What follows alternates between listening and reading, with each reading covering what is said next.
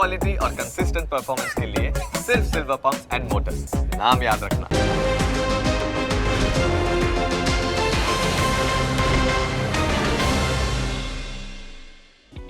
Opening capital presented by trade bulls. अब trading सबके बस की बात है। Co powered by net protector, protect your digital life.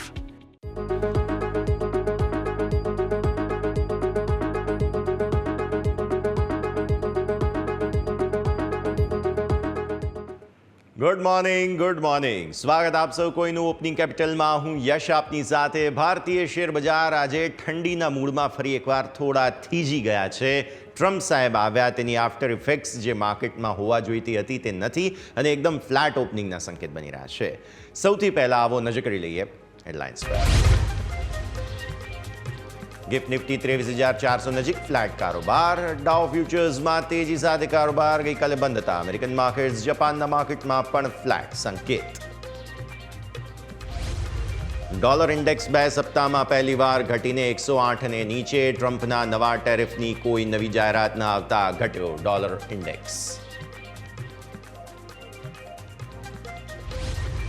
Crude 0.5% ઘટીને $80 નજીક। સોનું સ્થાનિક બજારમાં ₹500 ગઈકાલે ઘટી અને 78,500 નજીક આવ્યું હતું। ચાંદીમાં પણ હતો ઘટાડાનો માહોલ।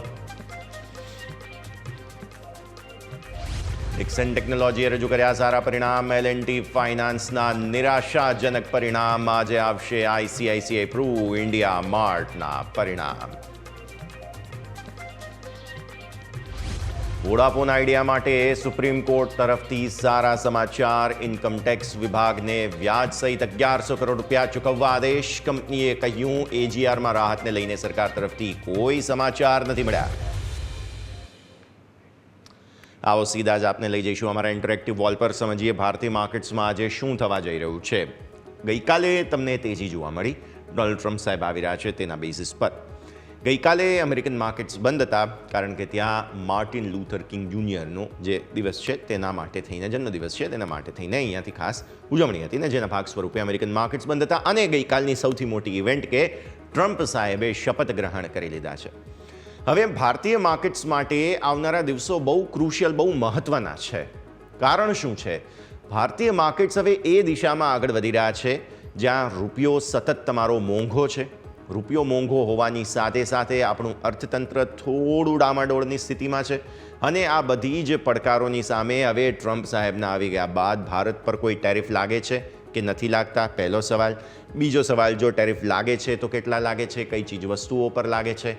જ્યાં સુધી આ કોઈ ક્લેરિટી નથી આવતી ત્યાં સુધી ભારતીય માર્કેટ્સ અસમંજસ, થોભો અને રાહ જુઓ, થોડી તેજી, થોડી મંદી, કન્સોલિડેશન, આ પ્રકારના મૂડમાં રહેવાના છે।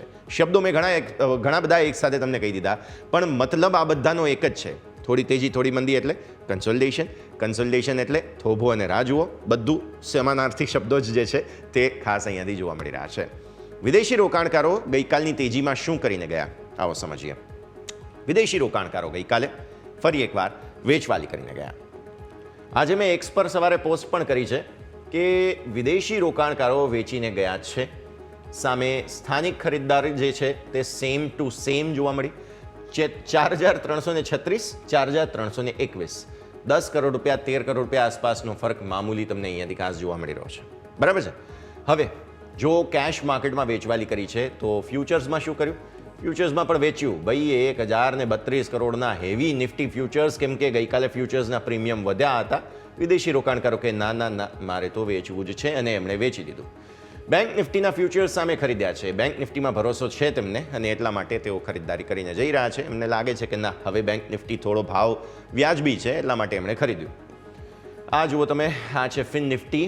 બેંક નિફ્ટી, ફિન નિફ્ટી આમ તો જોડિયા બહેનો નહીં પણ કઝિન બહેનો કહેવાય। હવે એ કઝિન બહેનોમાં એક બહેન પસંદ આવી એમને, બીજી નહીં, એટલે અહીંયા ખરીદદારી નથી થઈ। તમે જુઓ છો તે પ્રમાણે મિડ કેપ સિલેક્ટ જુઓ તો અહીંયા તમે 80 કરોડ આસપાસ જે છે તે સંકેત જોવા મળ્યા। 80 કરોડની ખરીદદારી મિડ કેપ સિલેક્ટમાં થઈ। ગઈકાલે મિડ કેપમાં ખરીદદારી ઇન જનરલ હતી પણ ખરી, અને નેક્સ્ટ 50માં થોડી એવી ખરીદદારી। તો હવે તમને સવાલ થશે કે ભાઈ આટલી તેજીમાં 4,336 કરોડ રૂપિયાની વેચવાલી શા માટે? તો 4,336 કરોડ રૂપિયાની વેચવાલીનું કારણ એ છે કે વિદેશી રોકાણકારોને હજુ પણ ભારતીય માર્કેટ્સમાં નફો મળી રહ્યો છે. તમને એમ થશે કે ભાઈ રેકોર્ડ હાઈથી તો આપણે આટલા નીચે આવી ગયા, તો વિદેશી રોકાણકારોને નફો મળ્યો કઈ રીતે? તો નફો એ રીતે મળ્યો કે તમારો રૂપિયો જ્યારે વિદેશી રોકાણકારો અને આપણો રેકોર્ડ હાઈ હતો ત્યારે રૂપિયો કંઈક 80-81 આસપાસ હતો, ત્યાંથી આપણે 86 આવી ગયા. હું જૂનથી લઈને અત્યાર સુધીની વાત કરું છું, રાઈટ? હવે તમે 86 ને ઉપર તમે અત્યારે રૂપિયો જુઓ છો. એટલે વિદેશી રોકાણકારોને $1 પર 80 રૂપિયાની વેલ્યુ મળતી હતી, અત્યારે $1 પર 86 રૂપિયાની વેલ્યુ મળે છે. 6 રૂપિયાનો નફો છે. હવે એ 6 રૂપિયાનો નફો તેઓ બુક કરીને જઈ રહ્યા છે. સિમ્પલ ગણિત છે. એમને તો કોઈ નવું રોકાણ કરવું જ નથી પડી રહ્યું ને. ઉલટાનું એમની પાસેથી જે હોલ્ડિંગ છે એમાં એમને વધારે વેલ્યુ મળી રહી છે અને એ જ એક્સ્ટ્રા ક્રીમ, એક્સ્ટ્રા મલાઈ, એક્સ્ટ્રા ફ્રોથ જે છે તે તેઓ લઈને જઈ રહ્યા છે. સિમ્પલ લોજિક છે. આમાં કંઈ ગણતરી કરવા જેવું નથી. અને આ જે એમની પ્રોફિટ બુકિંગ છે એ અલ્ટિમેટલી તમારા રૂપિયાને વધુ નબળો બનાવી રહી છે. કેમ કે વિદેશી રોકાણકારોની ભારતમાં જે હોલ્ડિંગ છે તેની વેલ્યુ તો ઘટી જ રહી છે ને, તો રૂપિયાની વેલ્યુ પણ ઘટી રહી છે સામે. એટલે આ જે છે તે એક ડોમિનો ઇફેક્ટ, એક પથ્થર પડે અને પછી લાઇનસર બધા પથ્થર જે પડતા હોય ને એને ડોમિનો ઇફેક્ટ કહેવાય. અત્યારે રૂપિયો ડોમિનો ઇફેક્ટમાં ફસાયેલો છે. જ્યાં સુધી આ બધું કંઈ નિરાકરણ નથી આવતું ત્યાં સુધી પ્રોબ્લેમ રહેશે. તો આપણે કેશ માર્કેટ સમજી લીધું. હવે આવો ઓપ્શન્સ માર્કેટને સમજી લઈએ. ફ્યુચર્સ વેચ્યા છે પણ સામે ઓપ્શન્સ ખરીદ્યા છે. નવી પોઝિશન 11,877 કરોડ રૂપિયા આસપાસની વિદેશી રોકાણકારોએ નિફ્ટીમાં બનાવી છે. ટોટલ 11,734, જેમાંથી 877, એટલે બાકી બધી જગ્યાએ ઓપ્શન વેચ્યા. જુઓ, બેંક નિફ્ટીના ફ્યુચર્સ લોંગ કર્યા, ઓપ્શન શોર્ટ કર્યા. નિફ્ટીના ફ્યુચર્સ શોર્ટ કર્યા, ઓપ્શન લોંગ કર્યા. કદાચ પોસિબલ છે નવા પુટ તેમણે ખરીદ્યા હોય. આજે આપણે જોઈશું માર્કેટમાં. ફિન નિફ્ટીમાં પણ ઓપ્શન શોર્ટ કર્યા છે. 206 કરોડના મિડ કેપ સિલેક્ટના ઓપ્શન્સ લોંગ કર્યા છે. નેક્સ્ટ 50માં પણ ઓપ્શન શોર્ટ કર્યા છે. સ્ટોક ફ્યુચર્સ ઓપ્શન્સ સારી વાત છે થોડી ઘણી કે 611 કરોડના એમણે ફ્યુચર્સ ખરીદ્યા. સામે ઓપ્શન્સમાં 812 કરોડનું હેજિંગ શોર્ટ. ગઈકાલે તમારો વિક્સ વધીને ગયો છે. ગઈકાલે બહુ મોટો વધારો હતો બાય ધ વે વિક્સમાં. હવે ધીરે ધીરે આપણે બજેટ તરફ આગળ વધી રહ્યા છીએ એટલે વોલ્ટિલિટી ઇન્ડેક્સમાં આ પ્રકારનો સંકેત રહેશે. નિફ્ટીની ગઈકાલની ક્લોઝિંગ બહુ સારી હતી. પણ આવો નિફ્ટીના ડેલી ચાર્ટ્સ પર 344ની ક્લોઝ થઈ. હું તમને છેલ્લા 2-1 અઠવાડિયાથી એક લેવલ કહી રહ્યો છું અને તે લેવલ છે 23,350. અને મારા શબ્દો છે કે 23,350 ને ઉપર નિફ્ટી જ્યાં સુધી બંધ, આઈ રિપીટ, બંધ નથી આપતો ત્યાં સુધી પોઝિશનલી નિફ્ટીમાં લોંગ જવાની જગ્યા નથી. ગઈકાલની તેજીમાં પણ ફરી એકવાર આપણે એ જ શબ્દો રિપીટ કર્યા હતા. આપણી જે ટ્રેન્ડ લાઇન છે તે અહીંયાથી આવી રહી છે. એક વખત તમે નજર કરો તો આ આપણી ટ્રેન્ડ લાઇન છે 23,350.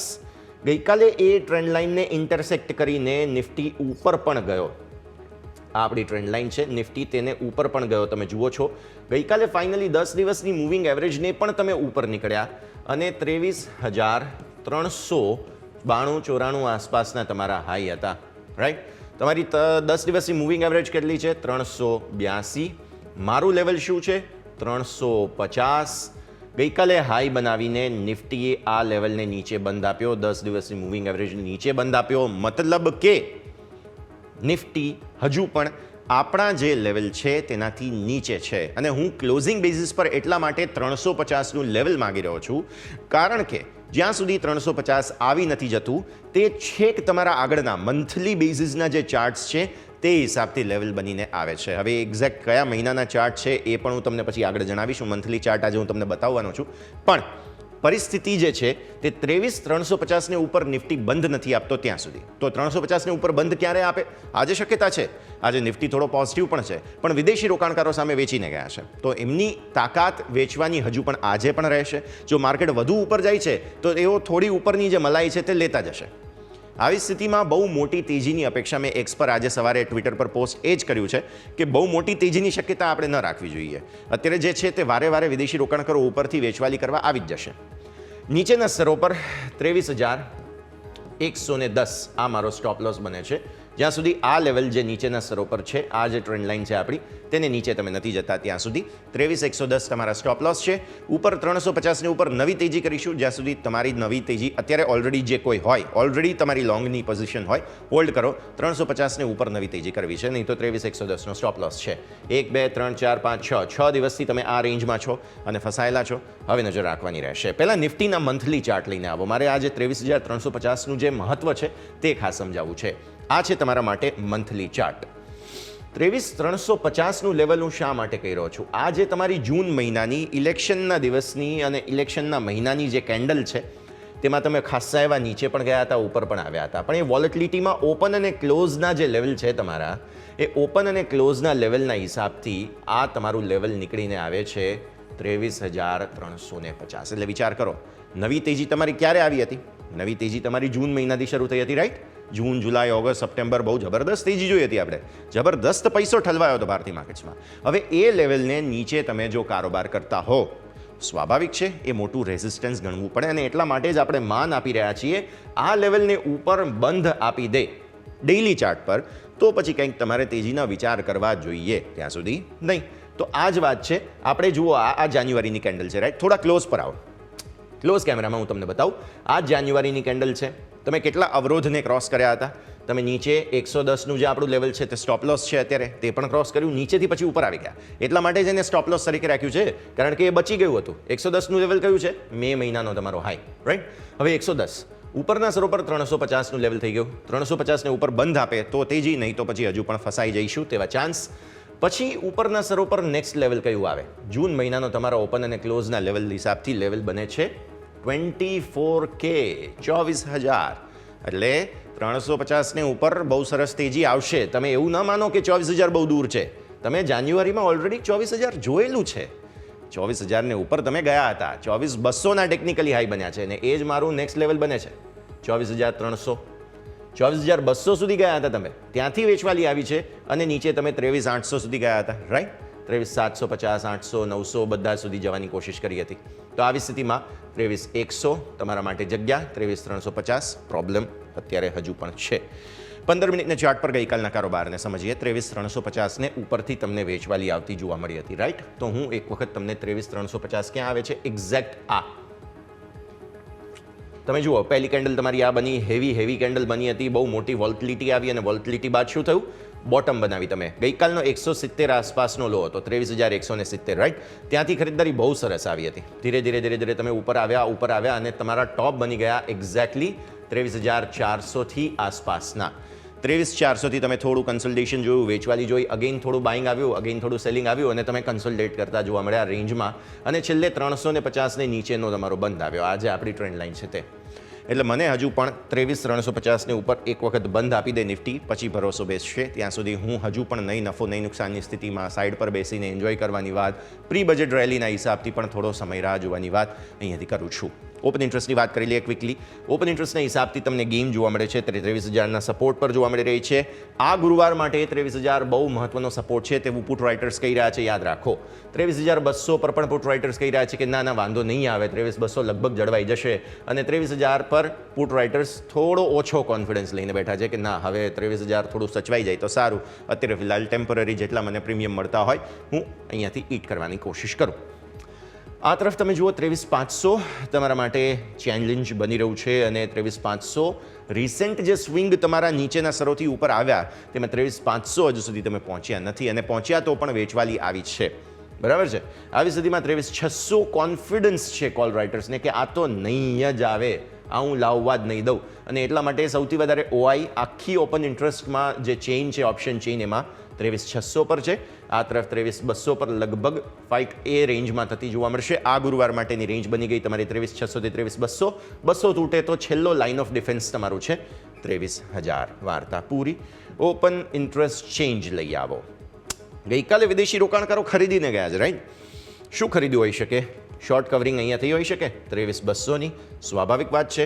નવી ખરીદી અહીંયા પણ થઈ હોઈ શકે 23,600 પર, નવી ખરીદી અહીંયા પણ થઈ હોઈ શકે હેજિંગ માટે 23,000ના પુટ મે બી પોસિબલ છે. હવે આ તો ક્લેરિટી આપણને બહુ મળે નહીં કે કઈ રીતની એમની સ્ટ્રેટેજી હશે, પણ અલ્ટિમેટલી તમે જોવા જાઓ તો 23,000 પર સૌથી વધુ ઓઆઈ આવ્યા છે, એટલે આ તમારી લાઇન ઓફ ડિફેન્સ છેલ્લી હોવી જોઈએ. આ તરફ ચેલેન્જ 23,600 છે. 23,600, 23,200 વાર્તા પૂરી થઈ ગઈ. આ ગુરુવાર માટેની આપણે નજર રાખીશું. આવો, એક બ્રેકનો સમય થઈ ગયો છે, બ્રેક લઈશું. બ્રેક બાદ બેંક નિફ્ટીની સ્ટ્રેટેજી પર ડિસ્કશન કરીશું, આજના સ્ટોક સમજીશું. બ્રેક બાદ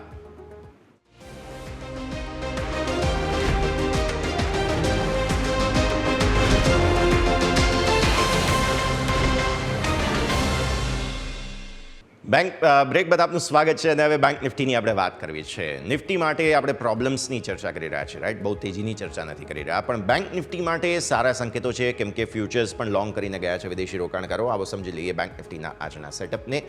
સારી વાત એ છે કે બેંક નિફ્ટી પોતાના રેઝિસ્ટન્સ એરિયા, જે સપોર્ટ એરિયા હતા, ત્યાંથી ઉપર ચાલી રહ્યું છે અને તે તમારા માટે અહીંયાથી 48,300-350 આસપાસ છે. તેને ઉપર ચાલી રહ્યા છો. ગઈકાલે સારી વાત વધુ એ કે નિફ્ટીએ 10 દિવસની મૂવિંગ એવરેજને ઉપર ક્લોઝ નથી આપ્યો, પણ બેંક નિફ્ટીએ આપ્યો છે અને એ લેવલ બને છે 49,271. એને ઉપર બંધ આપી દીધો બેંક નિફ્ટીએ, એટલે આ તમારા નજીકના સપોર્ટ બની ગયા, રાઈટ? હવે ઉપર રેઝિસ્ટન્સ શું આવે છે? ઓલમોસ્ટ 50,000. આ જે આપણી ટ્રેન્ડ લાઇન છે, અગેન હું મંથલી ચાર્ટ્સના હિસાબથી જ તમારા માટે ટ્રેન્ડ લાઇન લઈને આવ્યો છું. કોઈ રોકેટ સાયન્સ નથી અહીંયા. 50,000 સિમ્પલ લોજિક છે કે એક રેઝિસ્ટન્સ બને. જો 50,000ને ઉપર નીકળી ગયા તો પછી બીજું એક રેઝિસ્ટન્સ તમારા માટે બને છે 50,500. હું 534ને વધારે મહત્વ આપીશ, કેમ કે સુપર ટ્રેન્ડ તમારો ડેઇલી ચાર્ટ પર ત્યાં આવે છે. એટલે હવે જો કોઈ રિજેક્શન આવવાનું હોય તો એ 50,000 અને 50,534. એટલે અલ્ટિમેટ તમારા માટે જાન્યુઆરી સિરીઝની એક્સપાયરીનું, બજેટ પહેલાંની સિરીઝની એક્સપાયરીનું રેઝિસ્ટન્સ થઈ ગયું 50,534. 50,534ને ઉપર તમે ઓપ્શન ચેઇનમાં જઈને જોશો ને તો જબરદસ્ત ઓપ્શન રાઇટિંગ થઈ રહ્યા છે અને સસ્તું પણ હશે, કારણ કે ત્યાં સૌથી વધારે પ્રીમિયમ ખવાઈ ચૂક્યા છે. આવી સ્થિતિમાં 50,534 તમારા માટે જાન્યુઆરી સિરીઝનો અલ્ટિમેટ ઉપર રેઝિસ્ટન્સ થઈ ગયો. સ્ટોપ લોસ થઈ ગયો 48,300નો, જે પણ બહુ દૂર છે, આ પણ બહુ દૂર છે. આવી સ્થિતિમાં 50,000, 49,271. આને નીચે ગયા તો વેચવાલી, આને ઉપર તેજી. પણ બેંક નિફ્ટી સો ફાર તેજી બતાવે છે, સારું દેખાઈ રહ્યું છે, કોઈ પ્રોબ્લેમ નથી. ડેઇલી ચાર્ટ્સ પર આવી જાઓ. અહીંયા મંથલી ચાર્ટ ડિસ્કસ નથી કરવા મારે. ડેઇલી ચાર્ટ્સ પછી 15 મિનિટના ચાર્ટ, માફ કરશો, 15 મિનિટના ચાર્ટ લઈને આવો સ્ક્રીન પર. 15 મિનિટના ચાર્ટના હિસાબથી ગઈકાલના કારોબારને સમજો. ગઈકાલે ઉપલા સરોથી થોડું પ્રોફિટ બુકિંગ આવ્યું હતું. પહેલી કેન્ડલ અહીંયા બની. નિફ્ટીમાં જુઓ તમે કેટલી સ્ટ્રોંગ કેન્ડલ બની હતી, પણ ત્યાંથી પછી સારી ખરીદદારી આવી. બેંક નિફ્ટીએ પહેલાં જ બતાવી દીધું કે ભાઈ મારે તો ખરીદદારી જ બતાવવાની છે, મારે કોઈ વેચવાલીના સંકેત નથી આપવા, અને તમને સરસ અપ મૂવમેન્ટ જોવા મળી. 11 વાગ્યા સુધીમાં તમે આવી ગયા તો ઓલમોસ્ટ 49,300 ને ઉપર.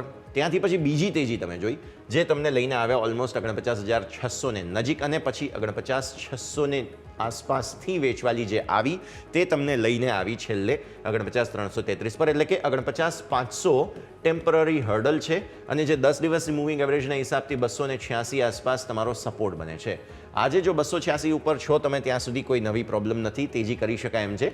500નું નાનકડું હર્ડલ છે. અગર 500 ને ઉપર જવા પર પછી તમે, મેં જેમ તમને કહ્યું તે પ્રમાણે, સીધા 50,000 તરફ જશો. બેંક નિફ્ટી સરસ તેજીમાં છે, સરસ મૂડમાં છે, બહુ મોટી વેચવાલી આવતી પણ નથી, અને અહીંયા તમે જાણો છો એમ વિદેશી રોકાણકારો ફ્યુચર્સ ખરીદીને પણ ગયા છે. લાવો ઓપન ઇન્ટરેસ્ટના હિસાબથી, મંથલી એક્સપાયરીના હિસાબથી બેંક નિફ્ટી માટે મેઇન જગ્યા બની ચૂકી છે, તે છે આ 49,000. 49,000 બહુ સરસ રીતે સચવાઈ રહેશે એવું લાગી રહ્યું છે પુટ રાઇટર્સને, અને આ તરફ 48,500 અને ઇવન 48,000 પણ આગળ સારો ઓઆઈ હશે. આ તરફ તમે જુઓ 50,000 ચેલેન્જ છે.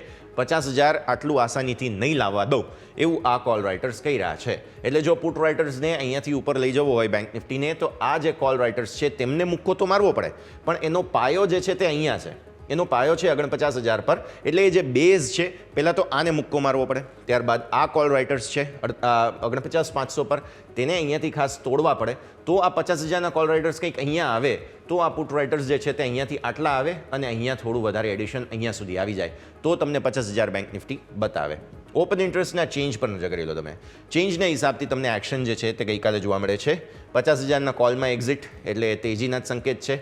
ઇવન 49,500, 49,700માં કોલ એક્ઝિટ થઈ ગઈ છે, એ તેજીના સંકેત છે. આ તરફ તમે જુઓ 49,000 માફ કરશો, 49,000માં કોલમાં એક્ઝિટ છે. ઇવન આગળના જે કોલ છે તેમાં પણ એક્ઝિટ છે. એટલે બેંક નિફ્ટી અલ્ટિમેટ તમને સંકેત આપે છે કે ભાઈ ના, મારે તો તેજી જ કરવી છે, અહીંયા પણ નજર રાખવાની રહેશે, તો આ પણ તમે ધ્યાન રાખો. આ તરફ 49,000માં પુટમાં સારું એડિંગ થયું છે, અને આ તરફ અહીંયા 49,500માં પણ થયું છે. એટલે અલ્ટિમેટલી બેંક નિફ્ટી તો તેજીના જ સંકેત આપે છે, તો અહીંયા પણ ધ્યાન રાખવાનું રહેશે.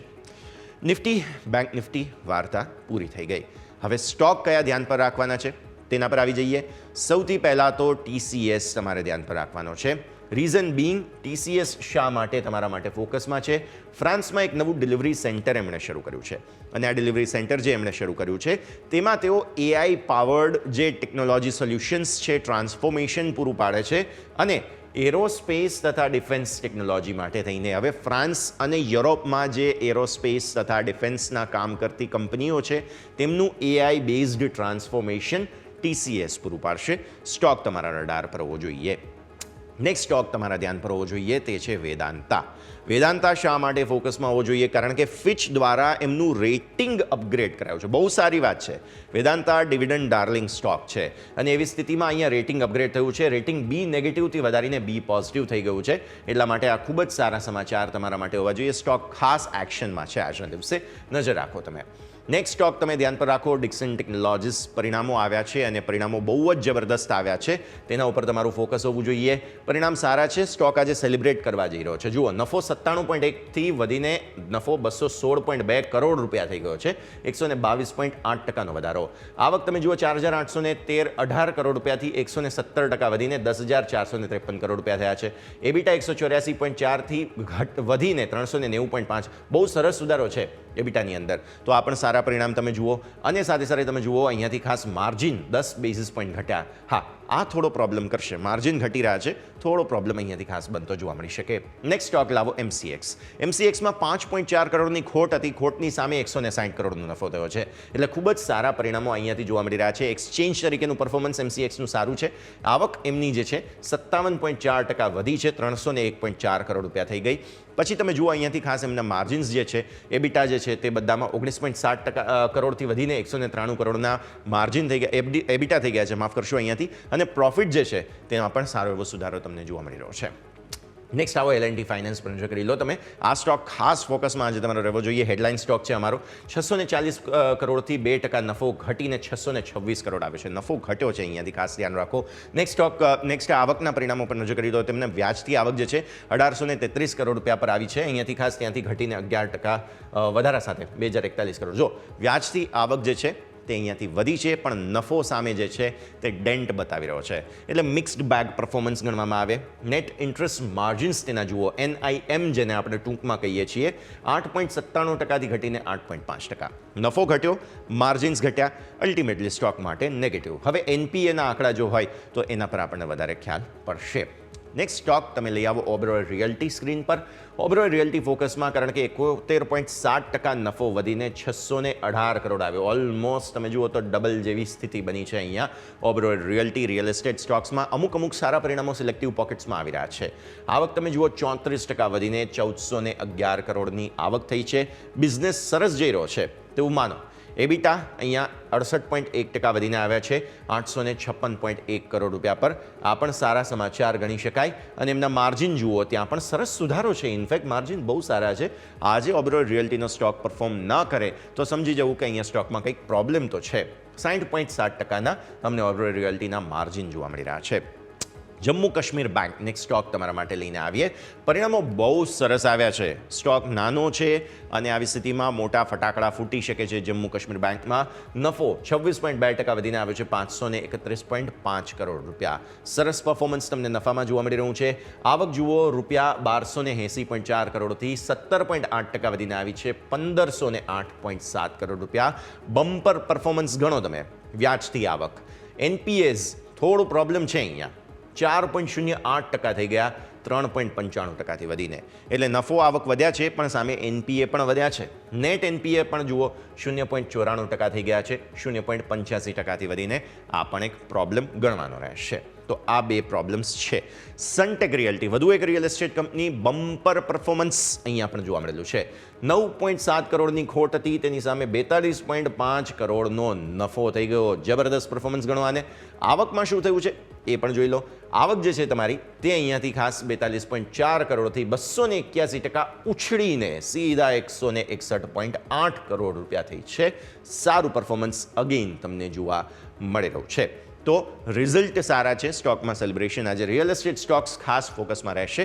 સિપ્લા નેક્સ્ટ સ્ટોક લઈને આવો સ્ક્રીન પર. સમાચાર છે US FDA દ્વારા 14થી 20 જાન્યુઆરી દરમિયાન એમની એક સબસિડિયરી કંપની છે તે ગોવા ખાતેનું જે એમનું યુનિટ છે તેમાં ઇન્સ્પેક્શન હાથ ધરવામાં આવ્યું હતું. એ જે ઇન્સ્પેક્શન છે તેમાં તેમને ફોર્મ 483 આપવામાં આવ્યું છે. ગોવાની સબસિડિયરી મેડિસ્પ્રે લેબ જ્યાં ઇન્સ્પેક્શન થયું હતું, ફોર્મ 483 આપવામાં આવેલું છે. એટલે આવી સ્થિતિમાં આજે સિપ્લા તમારા ફોકસમાં હોવો જોઈએ અને સાથે સાથે આ બધા જ સ્ટોક્સ છે જેને ધ્યાન પર રાખવાના છે. તો અલ્ટિમેટલી તમે સમજો આજે બધા રિયલ એસ્ટેટ સ્ટોક્સમાં ખાસ એક્શન રહેશે કારણ કે નંબર્સ આવેલા છે ઓબરોય અને સાથે સાથે વધુ એક છે સનટેક.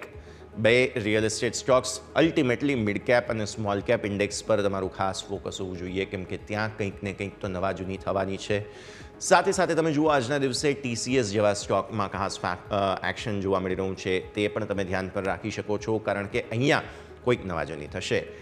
IT સ્ટોક્સ અલ્ટિમેટલી આજે તમારા ફોકસમાં હોવા જોઈએ.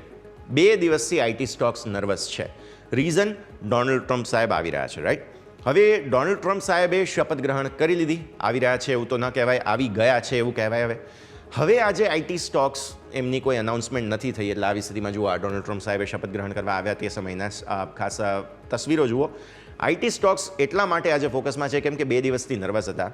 પહેલી શરૂઆતી અનાઉન્સમેન્ટ્સમાં એમણે IT સ્ટોક્સને લઈને ટેરિફને લઈને આપણી કોઈ અનાઉન્સમેન્ટ એવી આવી નથી એટલે ટ્રમ્પ સાહેબ જ્યાં સુધી કંઈ બોલ્યા નથી ત્યાં સુધી IT સ્ટોક્સ થોડો રાહતનો શ્વાસ લઈ શકે અને 2 દિવસથી જે નર્વસનેસ હતી આજે પોસિબલ છે યા તો નર્વસનેસ રહેશે, કન્ટિન્યુ રહેશે કેમ કે હજુ અનાઉન્સમેન્ટ નથી આવી, યા તો તમને તેજી જોવા મળી શકે છે.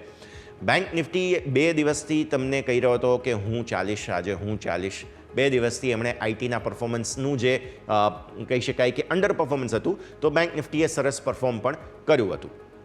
આજે પોસિબલ છે બેંક નિફ્ટી થોડો ઠંડો પણ પડે, IT સ્ટોક્સમાં તેજી આવે પણ ખરી અથવા તો માર્કેટ જે નર્વસનેસ સાથે ઓપન થવા જઈ જ રહ્યા છે તો પોસિબલ એ પણ છે કે આ બંને ઠંડા રહે અને ઓવરઓલ ઇન્ડેક્સ પણ આજે ઠંડો રહે. 350નું લેવલ મેં તમને કહેલું છે આમ પણ નિફ્ટીનું કે જેને પણ ધ્યાન પર રાખવાનું રહેશે. તો આવો દર્શક મિત્રો, હવે આગળ વધીએ.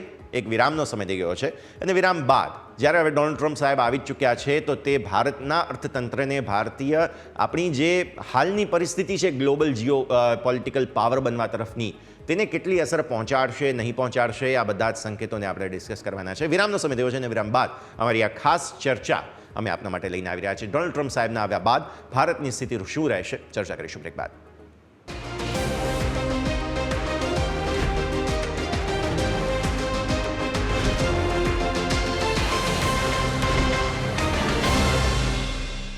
બ્રેક બાદ આપનું સ્વાગત છે. ભારતીય માર્કેટ્સ બસ થોડી ક્ષણોમાં ઓપનિંગના સંકેત આપી રહ્યા છે. અત્યારે હું તમને કહું તો પ્રી ઓપનિંગ બિટ્સમાં ગિફ્ટ નિફ્ટી આપણને કહે છે કે ભાઈ મામૂલી મજબૂતી સાથે જ ઓપન થવું જોઈએ આપણે, એટલે સંકેત તો સો ફાર આપણને લિમિટેડ મજબૂતી સાથેના જોવા મળી રહ્યા છે.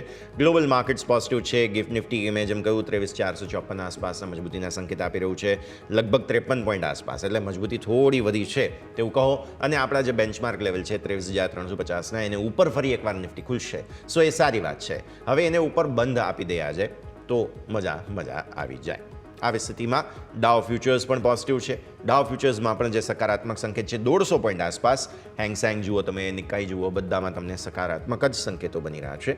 તો અલ્ટિમેટલી સારી પોઝિટિવ ઓપનિંગના સંકેત તમને અહીંયાથી બનતા જોવા મળશે. પ્રી ઓપનિંગના બિટ્સ પર એક વખત નજર કરી લઈશું. તમારા સ્ક્રીન પર પહેલી ટિક આવતી જોવા મળશે. પ્રી ઓપનિંગ બિટ્સ લીલા નિશાનમાં 0.5% મજબૂતી સાથે નિફ્ટી 23,450 23,500ના સંકેત આપી રહ્યું છે. બહુ સારું કહેવાય. અલ્ટિમેટલી તમારા માટે આજના દિવસે જો તેજી આવે છે તો તે અલ્ટિમેટલી ગણવામાં આવશે સારું. સેન્સેક્સ તમે જોઈ લો તો ત્યાં પણ તમને 0.5% આસપાસ મજબૂતીના સંકેત છે, પણ મેં જેમ કહ્યું તેમ એક વખત નિફ્ટીને સેટલ થઈ જવા દો, ત્યારબાદ આપણે વધારે ફોકસ અહીંયાથી ખાસ રાખવાનું રહેશે. પ્રી ઓપનિંગ બિટ્સમાં તમે જોઈ લો રૂપિયાની પરિસ્થિતિ શરૂઆતી કઈ રીતે બનતી જોવા મળી રહી છે તે પણ આપણે ખાસ સમજવાનું છે. શરૂઆતમાં રૂપિયાના બિટ્સ તમને આવતા જોવા મળશે અહીંયાથી ખાસ પ્રી ઓપનિંગ બિટ્સના હિસાબથી, તે પણ જોઈશું. અને બાકી મેટલ્સ છે, ક્રૂડ છે, આ બધાની સ્થિતિ પર પણ નજર રાખવાની રહેશે. તો આગળ જેમ જેમ બિટ્સ આવતા જશે તેમ તેમ આપણે ફોકસ કરતા રહીશું. જે આપણે સ્ટોક્સની વાત કરી છે તે સ્ટોક્સ પણ આપણે ધ્યાન પર રાખવાના છે.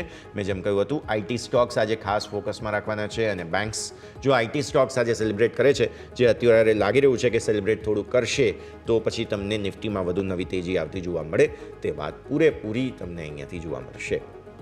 IT સ્ટોક્સનું યોગદાન આજે ખૂબ જ મહત્વપૂર્ણ રહેવા જઈ રહ્યું છે કે જેના પર તમારી નજર હોવી જોઈએ. બાકી રૂપિયામાં અહીંયાથી ખાસ જે સંકેત બની રહ્યા છે તે તો હું તમને બતાવીશ. રૂપિયો ઓપન થયો છે અત્યારે ફિલહાલ 28 પૈસાની ઇનફેક્ટ મજબૂતી સાથે 86-28 પર. નાઇસ. 86-28 પૈસાની મજબૂતી 0.33% ઇનફેક્ટ મજબૂત થયો છે રૂપિયો. 86-57નો ક્લોઝ હતો તમારો, તેની સામે 86-28નું તમને ઓપન જોવા મળી રહ્યું છે. બહુ જ સારું કહેવાય. રૂપિયાની સ્ટ્રોંગ ઓપનિંગ. ડોલર ઇન્ડેક્સ તમારો ગઈકાલે નબળો પડ્યો છે. ડોનાલ્ડ ટ્રમ્પ સાહેબે ટેરિફને લઈને હજુ કોઈ જાહેરાત નથી કરી, તેને લઈને પણ. તો રૂપિયો આજે તમને સારી મજબૂતી બતાવે છે અને જો રૂપિયો મજબૂત થશે તો FIIsની વેચવાલી અટકશે. મેં તમને હમણાં જ ગણિત સમજાવ્યું છે. તો આવી સ્થિતિમાં જો રૂપિયો મજબૂત રહેશે તો માર્કેટના સેન્ટિમેન્ટમાં ડેફિનેટલી સુધારો આવશે, પોઝિટિવ થશે, તે વાત પાકી. લખીને રાખો. જો આજે પોઝિટિવિટી રૂપિયામાં આટલી સરસ જોવા મળી રહી છે તો નિફ્ટી તમને આગળ પછી સીધા પોતાની 20 ડેમાં જે ડેઇલી ચાર્ટ્સ પર લગભગ અહીંયાથી ખાસ જોવા મળી રહી છે આગળની તરફ પર 700-800 તરફ જતું જોવા મળશે, તેના તરફ આગળ તો જોવા મળશે. તો પૂરેપૂરી નજર આપણા સૌ કોઈની આજે હોવી જોઈએ. આજે 20 દિવસની મૂવિંગ એવરેજના લેવલ્સ છે તેના પર નિફ્ટી માટે થઈને, જે ખૂબ જ રસપ્રદ તમને મૂવમેન્ટ કંઈક ને કંઈક બતાવી શકે છે. તો આવી સ્થિતિમાં આજે તમારું ફોકસ જે છે તે 20 દિવસની મૂવિંગ એવરેજ જે 23,570 થાય છે, ટુ બી વેરી સ્પેસિફિક 23,570 આજે ચાન્સ છે નિફ્ટી બતાવી શકે. જો રૂપિયો આટલો જ મજબૂત રહે છે, જો આપણને IT સ્ટોક્સમાં પણ સપોર્ટ બને છે તો આ બધા પર તમારે નજર રાખવાની રહેશે.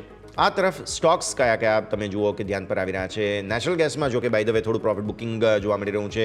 ક્રૂડમાં પણ થોડું વેચવાલી આવતી જોવા મળેલી છે, કારણ અગેન જે છે તે ખાસ પરિસ્થિતિ. તો MCX ક્રૂડ થોડો મજબૂત થયો છે 6,646 પર અને સામે બ્રેન્ટમાં પણ મજબૂતી છે. ગોલ્ડ, સિલ્વર બધામાં થોડી થોડી મજબૂતી તમે જોઈ રહ્યા છો. સો કોમોડિટી માર્કેટ્સનું ઓપનિંગ અલ્ટિમેટલી સારું. બસ નેચરલ ગેસમાં પ્રોફિટ બુકિંગ છે, ઠંડી થોડી ઓછી થઈ છે, તેની એક સેન્ટિમેન્ટલ ઇમ્પેક્ટ તમને જોવા મળી. બાકી ઓવરઓલ પોઝિટિવિટી યથાવત રહેશે તેવું લાગી રહ્યું છે. તો આ હાલની પરિસ્થિતિ તમને હવે બનતી જોવા મળી રહી છે. તો ક્રૂડ માટે બેઝિકલી આજનો દિવસ મહત્વનો રહેશે, સોના ચાંદી માટે મહત્વનો રહેશે અને રૂપિયો આજે મજબૂત શરૂઆતમાં સ્ટ્રોંગ થયો છે. જોઈએ જો આ મજબૂતી ટકી ગઈ, બહુ જ સરસ એક્શન તમને બનતું જોવા મળશે. સ્ટોક્સ જે આપણે આજે લિસ્ટમાં લાવ્યા છીએ એમાં TCS ખાસ ધ્યાન પર લાવો, કેમ કે જે સમાચાર છે અને TCSનું જે ગઈકાલનું ક્લોઝ છે, આ બંનેની સ્થિતિમાં જોતા તમારે ધ્યાન પર રાખવાનું રહેશે. પણ દર્શક મિત્રો આગળ વધીએ અને હવે ડોનાલ્ડ ટ્રમ્પ સાહેબ સરકાર બનાવી ચૂક્યા છે. તો ડોનાલ્ડ ટ્રમ્પ સાહેબ જ્યારે આવી ગયા છે, ભારત માટેની સ્થિતિ કેવી રહેશે અને આગળ પરિસ્થિતિ કેવી રહેશે, એક નાનકડી રજૂઆત આજે અમે તમારા માટે લઈને આવી રહ્યા છીએ. ફરી એકવાર ડોનાલ્ડ ટ્રમ્પની જ્યારે સરકાર બની છે તો પહેલાં તો એ મ્યુઝિક જે છે અને એક એનિમેશન છે એ અમે તમને બતાવી દઈએ અને ત્યારબાદ આપણી ચર્ચા જે છે તેની શરૂઆત કરીએ.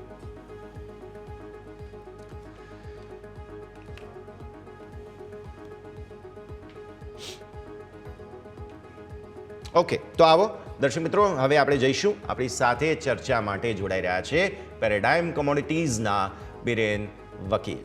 બિરેન સર, ખૂબ ખૂબ સ્વાગત. ઘણા સમય પછી ચર્ચા કરી રહ્યા છીએ આપણે, તો સ્વાભાવિક છે કે આ ચર્ચાની શરૂઆત આપણે ત્યાંથી જ કરીએ જે ગ્લોબલ સૌથી મોટી ઇવેન્ટ આપણા સૌ કોઈ માટે છે. ટ્રમ્પ સાહેબે ફરી એકવાર શપથ ગ્રહણ કરી લીધા છે. બીજી વખત તેમણે સત્તાની ધુરા સંભાળી છે. ખૂબ જ મહત્ત્વની એમની આ જે છે તે ખાસ ઇનિંગ રહેવાની છે, કારણ કે ટેરિફ, અમેરિકા ફર્સ્ટ, આ બધા પ્રકારની તેમની કમેન્ટ્સ રહી છે. તમારી ઓપનિંગ કમેન્ટ્સ હું આના પર જ લઈશ. ટ્રમ્પ સાહેબ આવ્યા છે એટલે હું વિસ્તારમાં પછી ચર્ચા કરવાનો છું. એટલે પહેલાં તો મોટા મોટી શું અસર ભારત પર થવાની છે, એમના ટેરિફ આ તે બધાને લઈને રૂપિયા પર ખાલી ઉપર છેલ્લી વાત કરીએ, પછી હું સ્પેસિફિક રૂપિયા પર બધી કોમોડિટીઝ પર પણ ખાસ ચર્ચા કરીશ. બિરેન સર, પહેલાં તો ઓપનિંગ કમેન્ટ્સ તમારા ટ્રમ્પ સાહેબે જ્યારે શપથ ગ્રહણ કરી લીધા છે, ભારત માટે આવનારો સમય કેવો રહેશે? Good morning sir. America first એટલે આમ તો એવું દેખાયું, આખી સ્પીચ મેં સાંભળી હતી છેક સુધી, અને એને આધારે મને એવું દેખાયું કે હજી પણ કદાચ ટ્રમ્પ સાહેબ ઇલેક્શન મોડમાં છે, એમ એ પ્રમુખ પદે બેસી ગયા છે એવું કદાચ મને દેખાયું નહીં. પણ ત્રણેક વસ્તુ બહુ નોંધપાત્ર હતી. એક તો અમેરિકામાં હવે ફક્ત 2 જ જેન્ડર રહેશે. That is a very important statement. એટલે અમેરિકા પાછું સ્વિંગ બેક થઈ રહ્યું છે ફાર લેફ્ટમાંથી ફાર રાઇટ તરફ. બીજું ક્લાઇમેટ ચેન્જમાંથી એ લોકો હવે પેરિસ એકોર્ડમાંથી નીકળી રહ્યા છે. ઈવીની જે સબસિડી ને બધું પ્રોત્સાહનો બધા બંધ થયા, એટલે આ જે ન્યૂ ઇકોનોમી, ગ્રીન ઇકોનોમીની જે મોમેન્ટ છે એને મોટો ધક્કો પહોંચશે.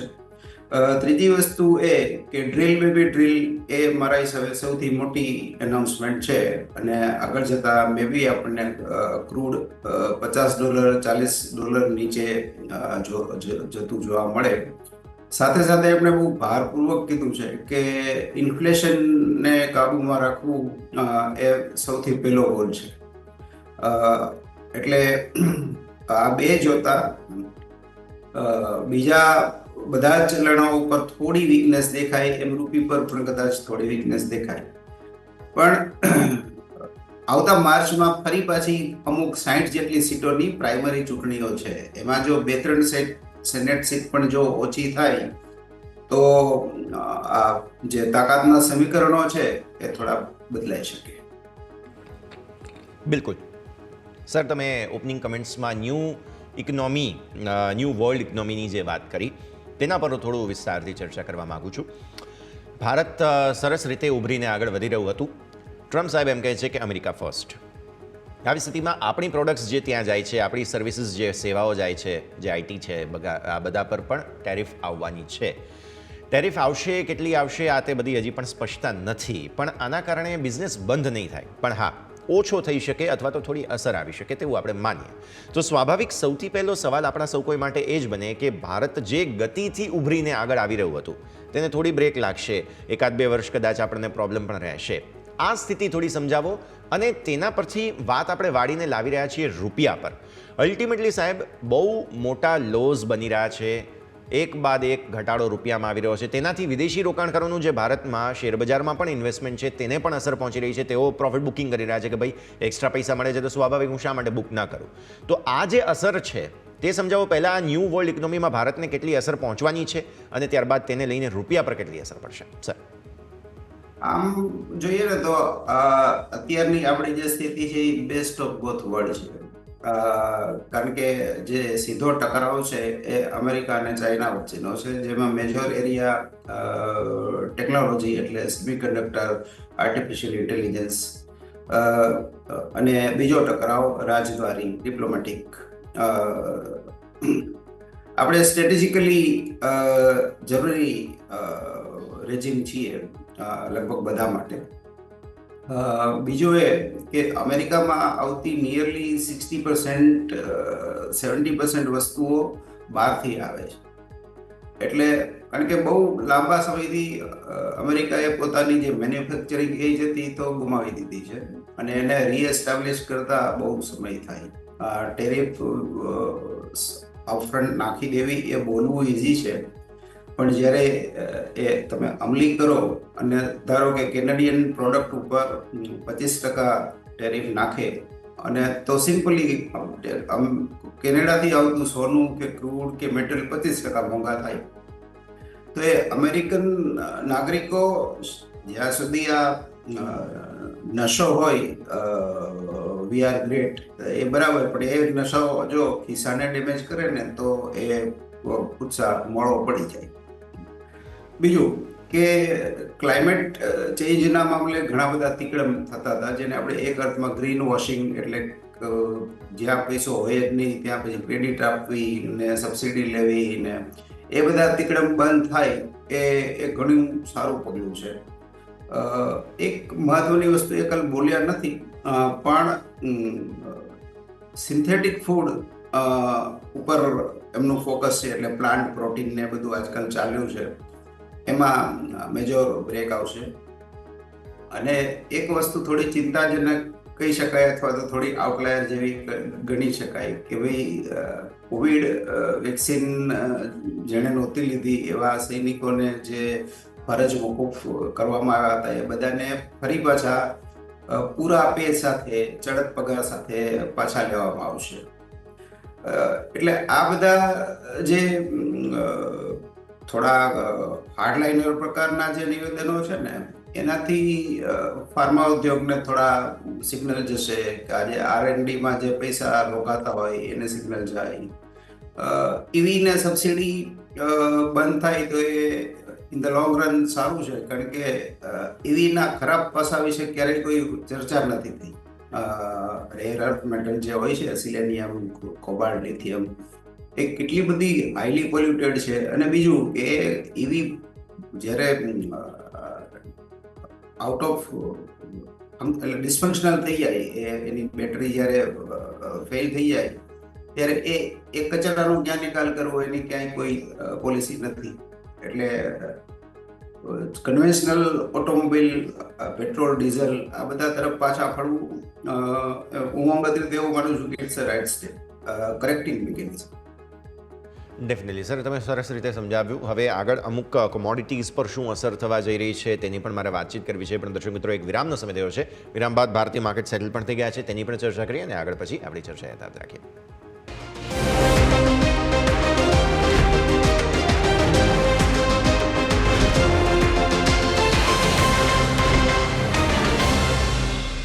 બ્રેક બાદ આપનું સ્વાગત છે.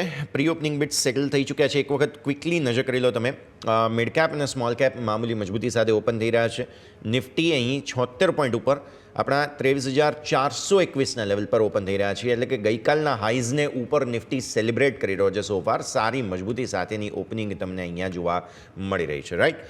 બેંક નિફ્ટી આજે નર્વસનેસના સંકેત છે. શરૂઆતી 181 પોઈન્ટ આસપાસ 49,532 પર.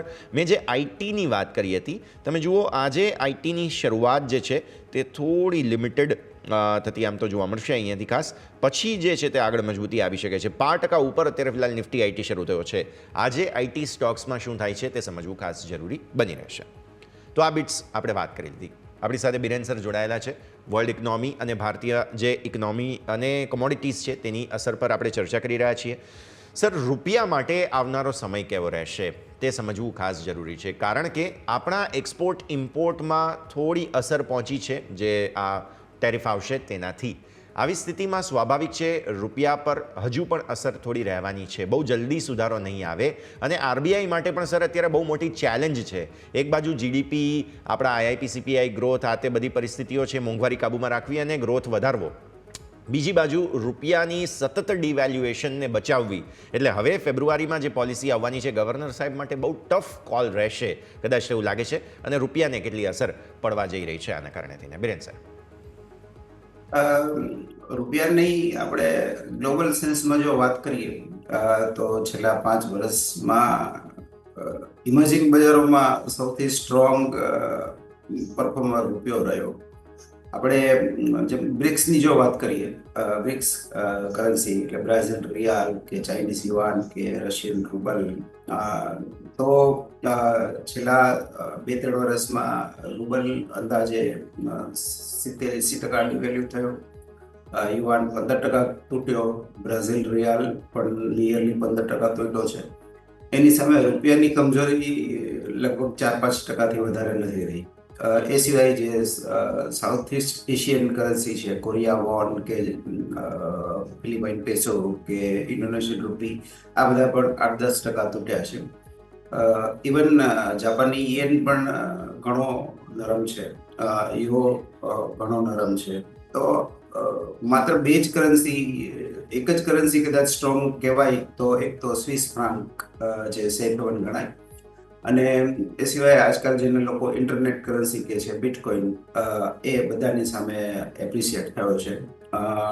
ડોલર ઇન્ડેક્સ પોતે 101થી વધીને 109-110 આસપાસ રહ્યો છે. શરૂઆતમાં કદાચ એમ કહી શકાય કે થોડા સમય માટે ડોલરની મજબૂતી ચાલુ રહેશે. રૂપિયામાં હજી થોડીક નરમાઈ આવે તો એક રીતે એ સારું છે, કારણ કે મજબૂત રૂપિયાના કારણે ઇન્ડિયા બહારના દેશોમાંથી અહીંયા માલનો ખડકલો થતો હતો, એટલે જેને આપણે ડમ્પિંગ ડેપો કહીએ એક અર્થમાં. તો એ મજબૂત કરન્સી હોય ત્યારે આપણી એક્સપોર્ટ તૂટે અને આયાતોમાં પ્રોત્સાહન, એટલે આયાતો વધે, તો આ સમતુલા થોડી અટકે તો સારું. એટલે કારણ કે આપણી નિકાસોને સ્પર્ધાત્મક બનાવવાની જરૂર છે. એશિયન દેશો તો કમજોર કરન્સી દ્વારા નિકાસને બૂસ્ટ, એટલે currency as a trade tool વાપરી રહ્યા છે. આપણે પણ આ ટ્રેન્ડમાં સામેલ થવું જોઈએ, જેનાથી અનડ્યુ કન્ઝ્યુમરિઝમ જે આવતું હોય છે એને થોડી બ્રેક લાગે. ડેફિનેટલી. સો રૂપિયા પર આ પ્રકારની અસર બનતી જોવા મળશે. ભારતીય માર્કેટ્સ ક્વિકલી ઓપન થઈ ગયા છે. હું દર્શક મિત્રો તમને ફટાફટ બતાવી દઉં. 23,400 ને ઉપરની ઓપનિંગ બાદ થોડા નીચે આવ્યા હતા. શરૂઆતી રિએક્શન પણ હા પોઝિટિવિટી સાથે શરૂઆત થઈ છે. આપણી કન્ડિશન અગેન હું રિપીટ કરી રહ્યો છું કે 23,350 આસપાસના એક્સપેક્ટેશન છે. આપણે બેંક નિફ્ટીની નર્વસનેસની તમને શરૂઆતમાં વાત કરી હતી, રાઈટ? જુઓ, બેંક નિફ્ટી નર્વસ છે. આગળ 50,500 ને ઉપરની ઓપનિંગ બાદ તુરંત જ નીચે આવ્યા છો અને ડેઝ લો તમે તાજા નવા બેંક નિફ્ટીમાં ડેઝ લો બનાવી રહ્યા છો. નજર રાખીશું અહીંયા. હેલ્થકેર સારી મજબૂતી. આઈટી મેં તમને કહ્યું હતું કે આજે ખાસ નજર રહેશે. 2 દિવસથી નર્વસ હતો આઈટી. આજે 0.5% વધુની ઇનફેક્ટ 0.5% ઓપનિંગ મજબૂતી સાથેની થઈ છે. એફએમસીજી મજબૂત, ફાર્મા મજબૂત. વેચવાલી ક્યાં? Consumer durables, real estate, PSU bank, સરકારી બેંક્સમાં થોડી વેચવાલી. તો આ છે ભારતીય માર્કેટ્સનું ઓપનિંગ. આવો ફરી એકવાર આપણી ચર્ચા જે છે તેના પર જઈએ. બિરેન સર, નેક્સ્ટ હવે આપણે સમજવું જોઈએ તે છે ગોલ્ડ અને સિલ્વર. રૂપિયો તમે કહ્યું તે પ્રમાણે નર્વસનેસ છે. બિટકોઇન મજબૂત થઈ રહ્યો છે, ડોલર મજબૂત થઈ રહ્યો છે. સામાન્ય રીતે ડોલર મજબૂત થતો એટલે સ્વાભાવિક સોના ચાંદીમાં તેની રિપલ ઇફેક્ટ્સ આવે. હવે તો ઓલ્ટરનેટિવ બિટકોઇન પણ આવી ગયું. રૂપિયાની નબળાઈને આપણે લોકોએ હેજ કઈ રીતે કરવું? કેમ કે સામાન્ય રીતે પહેલાં રૂપિયો નબળો થતો હતો ત્યારે સોના ચાંદીમાં માર્કેટમાં જ્યારે નર્વસનેસ આવતી ત્યારે સોના ચાંદીમાં સેફ હેવન ડિમાન્ડ આવતી. શું એ ગણતરી જે છે તે બદલાઈ ગઈ છે બિરેન સર? અહીં કમનસીબ સ્થિતિ એ છે કે આપણી પાસે હેજિંગના જે પરંપરાગત ઇન્સ્ટ્રુમેન્ટ હતા એ હવે રહ્યા નથી. જે રિટેલ ટ્રેડ માટે હવે કરન્સી વાયદા બંધ થઈ ગયા છે. એ ફરી ચાલુ થાય એ એક્સેસ એ અત્યંત આવશ્યક છે. કોમોડિટી વાયદાઓ પણ એગ્રી માર્કેટના જે બંધ થઈ ગયા છે એને પણ રિવાઇવ કરવાની જરૂર છે. નહીંતર આપણે વધારે તકલીફમાં આવીશું, પર્ટિક્યુલર ફાર્મ ઇકોનોમીના સંદર્ભમાં. બીજી વસ્તુ એ છે કે સોનું કરન્સી કે ડિઝાસ્ટર હેજ, કેઓસ હેજ, સંકટ સમયની સાંકળ તરીકે એ પ્રૂવન એસેટ છે. પણ હવેના બદલાતા માહોલમાં પોર્ટફોલિયો થોડો ડાયવર્સિફાઈ હોઈ શકે. હવે આપણે ઇક્વિટીને કદાચ થોડું વધારે મહત્વ આપવું જોઈએ અને એમાં પણ લાર્જ કેપ ઇક્વિટી જેને આપણે કહીએ. કારણ કે હવે લાર્જ કેપ ઇક્વિટી લિક્વિડ પણ છે, ડાયવર્સિફાઈ હોય અને ડીપ પોકેટ્સ એટલે વેલ કેપિટલાઇઝ હોય તો એ પ્રમાણમાં સલામત બની જાય છે. સોનું એની ફંડામેન્ટલની રીતે જોઈએ તો એની પ્રોડક્શન કોસ્ટ $1,600 થી $1,700 ઓલ સસ્ટેનેબલ. એમાં ખાણકામથી માંડીને પેકેજિંગ, ઇન્સ્યોરન્સ બધું આવી ગયું. હું કાચો અડસટ્ટો મૂકું તો $1,600-1,700 એની ફેર વેલ્યુ ગણાય. $200-300 પ્રીમિયમ હાલની જે સ્થિતિ છે, યુદ્ધો, યુક્રેન, ઇઝરાયલ, આ બધું.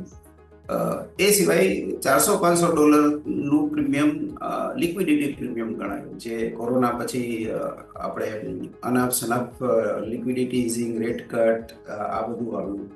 એટલે ક્યાંક 2400-2200 વચ્ચેનું બજારનું અત્યારનું સ્તર ફ્લોર તરીકે માની શકાય. હવે જો ઝડપી રેટ કટ આવે અને ફુગાવો નોંધપાત્ર રીતે ઘટે યુરોપમાં પણ અને અમેરિકામાં પણ, તો સોનું કદાચ 2200-2000 સુધી જઈ શકે. પણ એવું કહી શકાય કે આ વર્ષમાં મીન્સ 2025માં સોનાને આપણે 2200-2400 વચ્ચેનો ફ્લોર કે બોટમ માનીને ચાલી શકીએ. જો કોઈ નવા યુદ્ધો થાય તો સોનું 3000-3200 પણ જઈ શકે. એટલે આપણે ભગવાનને પ્રાર્થના કરીએ કે જે યુદ્ધો ચાલે છે એમાં સમાધાન થાય, નવા કોઈ મોરચા ખુલે નહીં. ટ્રમ્પ સાહેબે કાલ સારી વાત કરી ઇઝરાયલ હોસ્ટેજોના સંદર્ભમાં કે હું પીસ મેકર તરીકે આવ્યો છું. હવે જો એમના એક્શનમાં પણ જો રિફ્લેક્ટ થાય તો દુનિયા માટે સારી વાત છે. આપણે બહુ બધા યુદ્ધો જોઈ લીધા. બિલકુલ. તો આ સંકેતો છે સોના માટેના કે જેને ધ્યાન પર રાખવાના છે. સેફ હેવન ડિમાન્ડની આપણે વાત કરી. એક ફટાફટ વિરામનો સમય થયો છે. બ્રેક લઈ અને બ્રેક બાદ આપણી ચર્ચા આગળ હવે ક્રૂડ અને સિલ્વર જે ખાસ એનર્જી પેક છે તે કોમોડિટીઝ તરફ આગળ વધારીએ.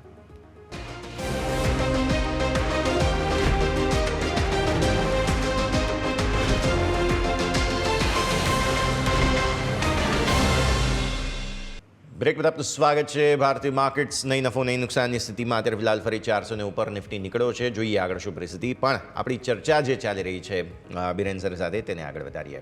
બિરેન સર, આપણે ગ્લોબલ કોમોડિટીઝ અને ભારતીય માર્કેટની પોઝિશનિંગની વાત કરી રહ્યા છીએ, જેમાં હવે આપણે ચર્ચા કરવી જોઈએ તે છે વધુ એક મહત્ત્વની કોમોડિટી ક્રૂડ. ટ્રમ્પ સાહેબ દરરોજ ગમે તે ટ્વીટ કરે છે અને ટ્વીટોનોમિક્સ જે છે તે પહેલાં બહુ ચર્ચા હતી તેમની ટર્મ દરમિયાન, અને હવે ફરી એકવાર એવું થશે કેમ કે આજે સવારે જ એમને મહત્ત્વના જે છે તે ખાસ ટિકટોક અને ચાઇનાના જે અમુક ટ્વીટ્સ છે તેને લઈને શરૂઆત થઈ ગઈ. તો હવે આપણે સૌ કોઈએ ક્રૂડ પર આની રિપલ ઇફેક્ટ્સની ચર્ચા કરવાની છે. પ્લસ એમણે જે જીઓપોલિટિકલ અથવા તો કહો એન્વાયરમેન્ટલ મુદ્દાઓને લઈને જે કમેન્ટ્સ કર્યા છે તેની ક્રૂડ પર કેવી અસર થશે. ઈવીને લઈને તમે વાત કરી, તો શું ક્રૂડની ડિમાન્ડ ફરી એકવાર વધવા જઈ રહી છે આવનાર સમયમાં, બિરેન સર? ક્રૂડની ડિમાન્ડ થોડીક રિલેટિવ ટર્મમાં થોડી ઘટવી જોઈએ, પણ અહીં એક મહત્વનો મુદ્દો એ દેખાઈ રહ્યો છે કે 2020 થી 24નો જે ગાળો હતો એમાં બહુ બધી alternate energy, alternate economy develop થઈ. હાઇડ્રો પાવર, ન્યુક, કોલસો, બાયોફ્યુલ થી માંડીને સોલાર ઇકોનોમી, એમોનિયા ઇકોનોમી. હવે દાખલા તરીકે હાઇડ્રોજન અત્યારે એકદમ હોટ ટોપિક છે રિન્યુઅલ્સમાં. પણ અહીં એક મુદ્દો ધ્યાનમાં એ મને દેખાયો છે કે અત્યારે અંદાજે 1600 જેટલા હાઇડ્રોજન પ્લાન્ટ કાર્યરત, એટલે ઇન પ્રોસેસ છે. એમાંથી અમુક કદાચ 200-300 બની ચૂક્યા છે, બાકીના આવતા 3-4 વર્ષમાં બની જશે. આ 1600માંથી હાર્ડલી 5% પાસે ફાર્મ બાયબેક કોન્ટ્રાક્ટ કે બાયર છે. બાકીના પાસે કોઈ બાયર નથી, અથવા તો જે સમજૂતીઓ છે એ વેગ છે. બીજું કે અત્યારે રેડીમેડ અવેલેબલ હાઇડ્રોજન છે તો એનું અત્યારે એપ્લિકેશન બહુ જ સીમિત છે. આ સિવાય જે યુરોપમાં યુક્રેન વોર પછી જે ગેસના ભાવ વધ્યા અને એનો જે રિફ્લેક્શન આવ્યું, મને ક્યાંક એવો ડાઉટ છે કે 2-3 વર્ષમાં કદાચ પોસિબલી નેચરલ ગેસ ના ભાવ કોઈ ટૂંકા ગાળા માટે નેગેટિવ પણ થઈ શકે. આપણે કોરોનામાં ક્રૂડને -40 સુધી નેગેટિવ જોયું હતું, અને હમણાં તાજેતરમાં યુરોપના પાવર પ્રાઇસીસ એટલે વીજળીના ભાવો પણ થોડા સમય માટે નેગેટિવ થઈ ગયા હતા. કારણ કે નેચરલ ગેસ અને પાવર આ બે કોમોડિટી એવી છે કે use it or lose it. એટલે બહુ બધી ફ્યુલ ઇકોનોમી એકબીજા સાથે ટકરાશે. આ સંજોગોમાં એનું પેલો ભોગ કદાચ બને તો ક્રૂડ બને, કારણ કે જે ડ્રીલ બેબી ડ્રીલ જો અમલી બને તો એનાથી ક્રૂડમાં ઓવર સપ્લાય થાય. બીજું એ છે કે હમણાં ક્રૂડમાં એક નવી ટેકનોલોજી જેને એલ શેપ ડ્રિલિંગ કહે છે, એમાં એફિશિયન્ટ કંપનીઓ $30-35 ભાવથી ક્રૂડ પેદા કરી શકે છે. આ જે ફિગર છે એ ઓલ ઇન સસ્ટેનેબલ છે. જમીનમાંથી કાઢો અને પ્રોપર પેકિંગ કરીને ટ્રાન્સપોર્ટ કરો ત્યાં સુધીની કોસ્ટ છે. એટલે આ ટેકનોલોજી એડવાન્સમેન્ટ છે એ ઘણી બધી વસ્તુઓમાં પ્રોડક્શન કોસ્ટ નીચી લાગી રહી છે. સો એટલા માટે ક્રૂડ પર પણ આ પ્રકારે અસર આવતી જોવા મળશે, જેની પણ આપણે ચર્ચા કરી છે. બિરેન સર, આપ અમારી સાથે જોડાયા અને આજના દિવસે આ સમગ્ર ચર્ચામાં ભાગ લીધો છે. આપનો ખૂબ ખૂબ આભાર સર. Thank you. તો ભારતીય માર્કેટ્સ પર હવે ક્વિકલી એક વખત નજર કરી લો. મજબૂતી સાથે ઓપન થયા બાદ મજબૂતી જાળવી રાખવાની કોશિશ. નિફ્ટીમાં all thanks to IT stocks. આજે શરૂઆતમાં આપણે વાત કરી જ હતી કે આઈટી સ્ટોક્સ મજબૂત થવા જોઈએ. રૂપિયાની અસર થોડી આવી છે માર્કેટને, તેનો પણ ફાયદો મળ્યો. પણ હવે 400 પર ટોપ બની છે. રિસેન્ટ સ્વિંગ્સ તમે જોયા હોય, જે સોમવારે કે પાછલા અઠવાડિયામાં પણ જ્યારે પણ 400 આસપાસથી એક રિજેક્શન જરૂર આવ્યું છે અને 500ના કોલ રાઇટર્સને તમે ઇગ્નોર ના કરી શકો. એટલે અહીંયાથી થોડું દબાણ આવવાના ચાન્સ ખરા. આપણી કન્ડિશન હજુ પણ હું આઈ રિપીટ 23,350ની છે. આજે બંધ 350ની ઉપર આવે તો નવી તેજી, બાકી હોલ્ડ કરવાની સલાહ હજુ પણ છે. બાકી બધું હજુ પણ ધ્યાન પર રાખવાનું રહેશે. થોડો ઘટાડો આવ્યો છે. બેંકની મેં તમને વાત કરી જ હતી કે બેંક થોડું આજે ટોપ આઉટ થવું જોઈએ. બહુ તેજી આવી ગઈ છે અને એવું થઈ પણ રહ્યું છે સોફાર. સો બેંકમાં પણ એક બ્રેક જરૂર લાગી રહી છે. જોઈએ હવે આપણા મહત્વના લેવલ્સને આસપાસ આવે છે કે નહીં. આ સાથે જ આ શોમાં હાલ બસ આટલું જ. મને યશને આપજો રજા. આગળના અપડેટ્સ માટે આપ જોતા રહો ન્યૂઝ કેપિટલ ગુજરાત.